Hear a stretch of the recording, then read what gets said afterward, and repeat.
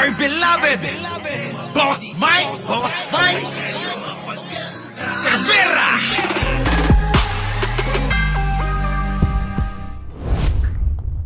Inamin ni Pangulong Ferdinand Bongbong Marcos Jr. na sadsad ngayon ang turismo ng Pilipinas at malaki ang kailangan habulin para makasabay sa ibang bansa sa Asia.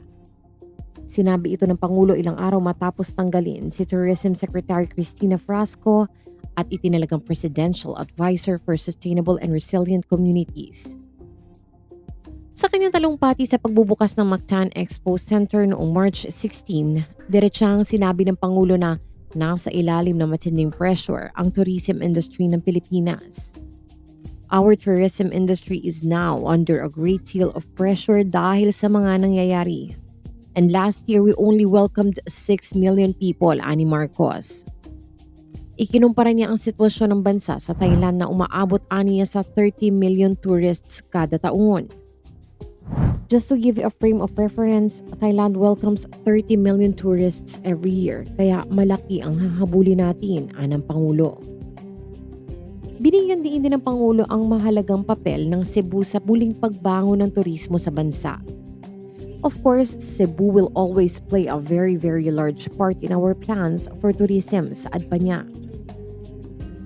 Sa ngayon, patuloy umanong gumagawa ng paraan ng pamahalaan upang mapalakas ang turismo at makahabol sa mga karatig bansa sa rehiyon. Pinapalakas natin ang turismo sa Cebu rito sa pagbukas nitong Mactan Expo, wika niya. Nilinaw naman ni Palace Press Officer Attorney Claire Castro na nagtitiwala pa rin si Pangulong Marcos sa kakayahan ni Frasco sa bago nitong trabaho kahit hindi niya napaangat ang turismo sa bansa.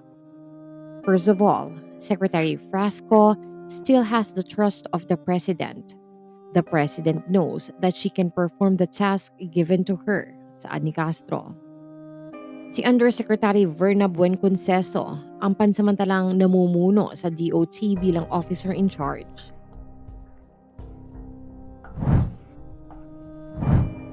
Our tourism industry is now under a great deal of pressure dahil sa mga nangyayari.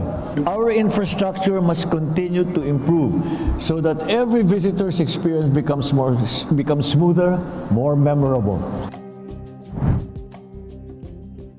Sa ngalan ni Boss Mike Cervera, ito po si Anino TV na nagsasabing mahalin natin ang ating kapwa, ipagdasal po natin lagi ang ating bansa. Magandang umaga, magandang hapon at magandang gabi. Saan man dako ng mundo naroon kayo at syempre, magandang buhay na rin para sa ating lahat. Maraming salamat po. Our beloved Boss Mike